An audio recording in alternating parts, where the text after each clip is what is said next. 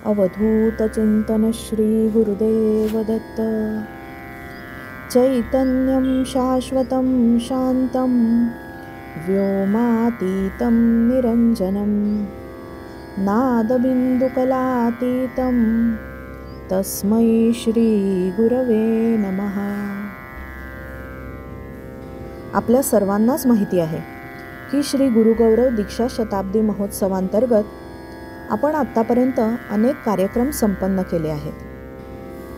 शक्तिपात महायोग मार्गातील सर्व साधक व भक्तांचे श्रद्धास्थान असलेल्या परमपूज्य योगीराज श्री गुळवणी महाराज यांचा यंदा आपण 50वा पुण्यतिथी महोत्सव साजरा करीत आहोत। दिनांक 28 जानेवारी 24 ते 3 फेब्रुवारी 24 या कालावधीत हा पावन सोहळा संपन्न होणार आहे। शक्तिपाताचा महामेरू बहुत जनांसी आधारू ब्रह्मस्थितीचा निर्धारू श्रीमंत योगी असे ज्यांचे यथार्थ वर्णन आहे त्या श्री गुरु महाराजांचे प्राकृत ओवीबद्ध संपूर्ण चरित्र म्हणजेच श्री गुरु वामन त्रिपदी या ग्रंथाची आपण थोडक्यात ओळख करून घेऊया। सोलापूर, बार्शी, वैराग या भागामध्ये एक महान राजयोगी श्री लक्ष्मण महाराज भापकर नावाचे थोर अधिकारी व साक्षात्कारी महापुरुष होऊन गेले। त्यांचे नातू म्हणजेच त्यांच्या मुलीचे मुलगे श्री रामचंद्र पुरुषोत्तम कुलकर्णी अर्थात श्री रामकवी। श्री रामकवी यांच्या वडिलांनी रामकवी लहान असतानाच गृहत्याग केला व परमार्थाचा रस्ता धरला। श्री भापकर महाराजांनी आपल्या या कन्येचे व नातू रामकवींचे पालनपोषण केले आणि उभयतांना सन्मार्गास लावून दिले।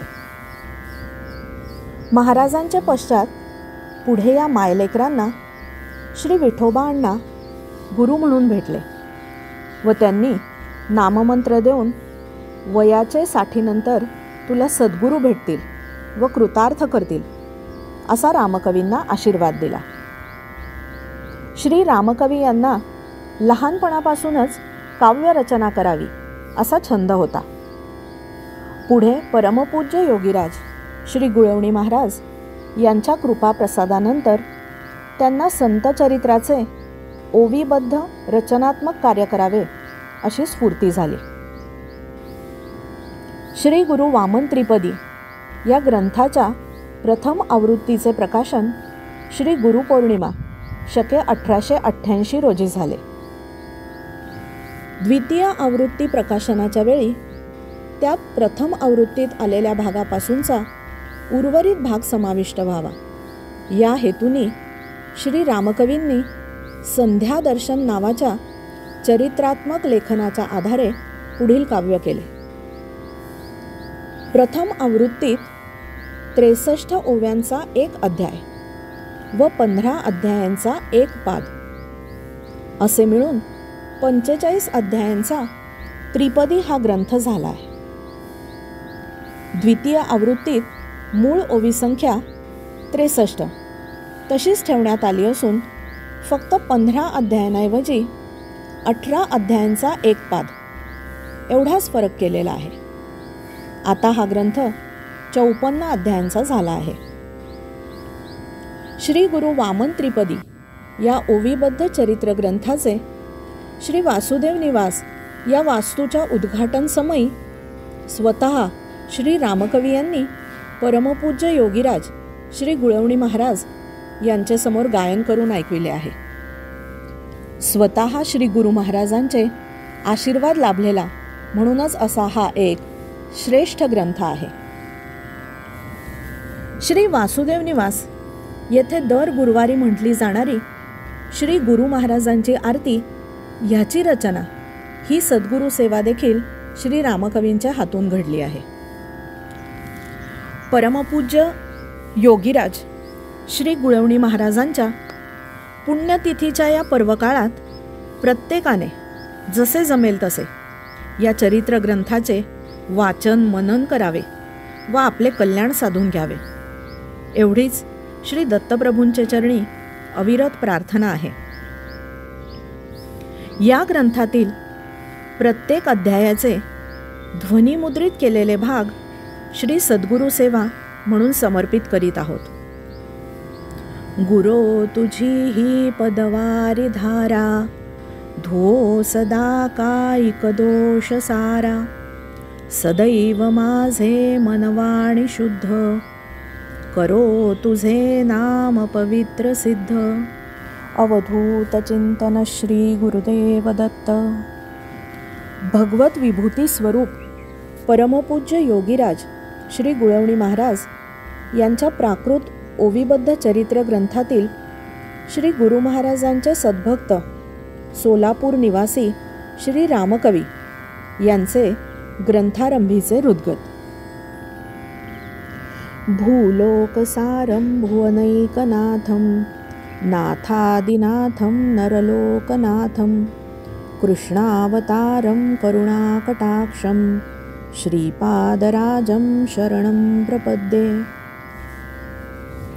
समर्थ अक्कलकोट स्वामीराज त्यांचे कृपेतील लक्ष्मण महाराज, ज्यांनी पालन केले मज थोर अधिकारी माझे आजोबा.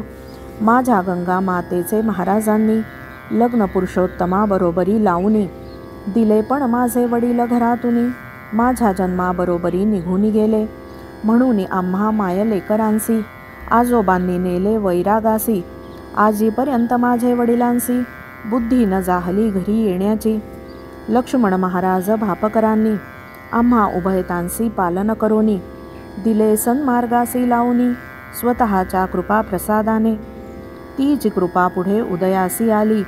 विठोबा सद्गुरूंची भेटी जाहली, त्यांनी कृपा करुनी दिधली. नामस्मरण किल्ली मजहाती, तैसेची मज सांगितले. साठी नंतर गुरु भेट वदले, ते सद्गुरु तुझे शरीरातले. सुप्त शक्तीसी जागवितील, विठोबा गुरुवाणी खरी जाहली. एके दिवशी स्वप्नात दिसली, एक व्यक्ती संध्या करीत बसलेली. बोलाविती मज आपणाकडे, जागा होताची विचार करू लागलो. पुष्कळ विचार करूनी दमलो. पुढे एके दिवशी अचानक गेलो घरी बापू कुबडेंच्या. तेथे फोटोत व्यक्ती पाहिली. लगेच स्वप्नाची आठवण जाहली. कोण म्हणून चौकशी केली, समजली सर्व हकीकत. श्री वामन गुरु पौर्णिमेसी येताती दरवर्षी सोलापुरासी. आठवण करीना आपणासी, दिधले आश्वासन बापूंनी. मला घरी नेले ठरल्याप्रमाणे, बापूंनी गुरुचरणांसी भेटविले. जागृत केली वामन गुरुने माझे शरीरातील सुप्त शक्ती. बैठकीत श्री स्वामी समर्थ दिसले. वामन गुरूंचे चरित्र लिहा वदले, त्याप्रमाणे स्फुरण होऊ लागले. गुरुकृपे झाले काव्य तयार. वामन नावावरुनी आठवले, वामन अवताराचे स्मरण जाहले. त्रिपाद भूमी मागुनी बळीसी मुक्त केले, म्हणून नाव ठेविले वामन त्रिपदी.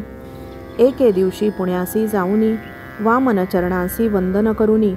दाखविली त्रिपदी वाचुनी, आशीर्वाद घेऊनी सोलापुरी आलो. परंतु अचानक एके दिवशी घरातून त्रिपदी झाली नाहीशी. लगेच आख्यान स्मरले मानसी, सनंदन शिष्याचे आचार्यांच्या. एकदा हाके सरशी निघाले, सनंदन गंगा जलावरुनी चालिले. उदकातून निघती कमले, पाय ठेवण्यासी आचार्य शिष्याला. म्हणून पद्मपाद नाम पावले, ते आचार्यांचे शिष्य पहिले. ते एकदा रामेश्वरासी निघाले. मामांचा गाव होता वाटेत, वाटले जाऊनी भेट घ्यावी. ब्रह्मसूत्रावरील दाखवावी, टीका वाचून विचारावी. कशी झाली ते मामांसी. फार दिवसांनी गाठ पडली, आनंदमग्न दोघेही झाली. सर्व टीका वाचून पाहिली, संताप झाला मनी मामांच्या. पूर्वमीमांसक प्रभाकर ते मतखंडन केले अतिसुंदर.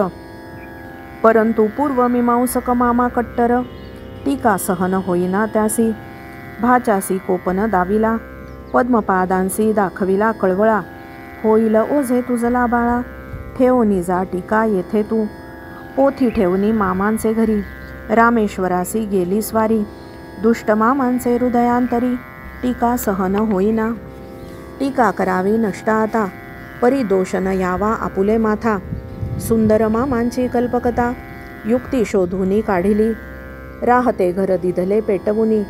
उत्तम टीका गेली जळोनी. पद्मपाद आले पुन्हा परतोनी. तर मामांचे घर जळालेले. टीका ग्रंथ झाला भस्मसात. वाईट वाटले फार मनात. राहोनी मामांचेची समवेत. केले लेखन पुन्हा सुरू. ग्रंथ होईल पुन्हा पूर्ववत. फुकट गृह जाहले भस्मसात. मामांसी अंतरी वेदना होत. केले काय मग मामांनी. काही औषध अन्नात घातले. पद्मपाद भाच्यासी खावविले. बुद्धी मंद होऊनी भ्रष्ट जाहले. स्मरेना टीका लेखन. वाईट वाटले अति पद्मपादाला. गेले आचार्यांच्या दर्शनाला. सर्व वृत्तांत सादर केला. वंदन करोनी गुरुचरणी. टीका जळाली बुद्धी गेली. लेखनकला बंद पडली. दुःखाची भरती आली. आचार्य करीती सावध. वदले आचार्य मग पद्मपादांसी. चतुश्लोकीवरील पंचपादिकेसी. मागे एकदा असता शृंगेरीसी. दाखविली समला वाचोनी. तेवढी आहे माझे स्मरणात. सांगतो ती तुला साद्यंत. त्या आनंदाच्या भरात. लिहोनी घेतली पद्मपादे. आचार्य स्मरणशक्ती अनिवार्य. लौकिक गेला नृप कानावर. केरलाधिपती राजशेखर. भेटूनी प्रार्थना करी आचार्या. 3 नाटके पूर्वीच मी. दाविली होती वाचोनी स्वामी. जळोनी गेली अग्नीत धामी. पुन्हा सांगावी गुरुदेवे. 3ही नाटके सांगितली. ती राजाने लिहोनी काढिली. भगवती सरस्वती पावली. आचार्य शक्ती अगाध. तैशीच वामन गुरूंची शक्ती. वामन त्रिपदींचे स्मरण देती. पूर्वी एकदा वाचिली होती. पुण्यपत्तनी जाऊनी. पूर्वीची त्रिपदी चोरीसी गेली. माहितगारानेची पळविली. कवी बुद्धिमंद होऊन गेली. फार वाईट वाटले. दयाळू माझे सद्गुरु वामन. आचार्यांसम देती स्मरण. त्रिपदीचे पुन्हा स्मरण. कैसे दिधले ते ऐकावे. त्रिपदी गेल्यावरी चोरीसी. मुद्दाम गेलो मी पुण्यासी. वंदन करून श्री गुरुचरणांसी. सांगितली सर्व हकीकत. मजकडे पाहुनी गुरु हसले. रामभाऊ काळजी करू नका वदले. दत्तप्रभूंवरी विश्वास ठेवा भले. सर्व ठीक होईल. मग मांडी घालोनी नयन मिटले. गुरुचरणांचे स्मरण केले. चमत्कार मग काय दिसले. ऐका श्रोते भाविक हो. अगदी प्रथम स्वप्नात झालेले. दर्शन होतची मन आनंदले. संध्या करीत वामन बसलेले. पाहुनी अश्रू आले डोळ्यात. कळेना काय जाहले कैसे. हृदयी पडले स्मृतीचे ठसे. स्मृतीत उमटले शब्द खासे.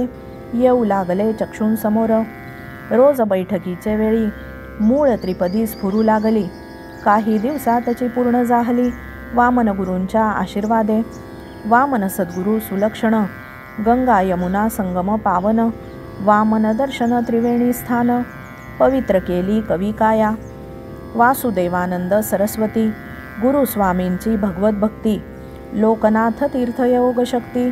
गंगा यमुना संगम. आबाल वृद्ध स्त्री पुरुष. जनता जनार्दन कल्याणास. गुरुद्वय देऊनी शक्तीस. नियुक्त करीती वामना. कवीचा कैवारी गुरु वामन. त्रिपदीची दिधली आठवण. म्हणोनी कवी सदैव करी स्मरण. सद्गुरु वामन चरणांचे. त्रिपदी तयार जाहली. परंतु अंधारात पडली. म्हणून खंत वाटू लागली. स्मरण केले श्री गुरु चरणांचे. श्री वासुदेव निवासाचे. निमित्त झाले उद्घाटनाचे. दर्शन झाले गुरुचरणांचे. बापू सवे पुण्यासी. समारंभाचे मध्यंतरी. वामनस्तवन मंजरी. प्रसिद्ध करावी हेतू अंतरी. धरुनी प्रयत्नांसी लागलो. एकाने आश्वासन दिधले. परंतु कार्य नाही घडले. मग नाना व बापूंनी भेटविले. राजकोटच्या देशपांड्यांना. वामनस्तवन मंजरी त्यांनी. सत्वर आणिली छापुनी. सप्रेम भेट सर्वांसी देऊनी. मम इच्छा पूर्ण केली. तैपासूनी स्नेह जडला. म्हणून त्यांना प्रश्न टाकला. नाना व बापू देती अनुमोदनाला. गुरु कृपे झाले पूर्ण कार्य. वामन त्रिपदी होती अंधारात. ती आणिली प्रकाशात. श्रीपादांचे उपकारांसी नच अंत. कळेना आभार कैसे मानावे. वामन त्रिपदी प्रकाशात आली. या कामी तिघांची मदत जाहली, त्यांची नावे खाली दिधली. ऐका श्रोते भाविक हो. सर्वप्रथम देशपांडे प्रल्हादराव, दुसरे ते कुबडे बापूराव, तिसरे नाना भालेराव ऋणी यांचा जन्मभरी. आता कवीचे हातून काव्य जाहले, श्रोत्या विणते वाया गेले. म्हणून कवीने श्रोत्यांसी विनविले, आभारी आहे सदैव तुमचा. हे वामन गुरूंचे चरित्र, जो वाचील होऊनी पवित्र. तयाचे घरी सदैव सर्वत्र, आनंदी आनंद व शांती वसे. परंतु वामन गुरूंची कृपा जाहली, तेव्हाची त्रिपदी प्रकाशात आली. म्हणून सद्गुरुचरणांसी वाहिली, वामन चरण वंदुनी. अवधूत चिंतन श्री गुरुदेव दत्त. श्री सद्गुरु योगीराज गुळवणी महाराज की जय.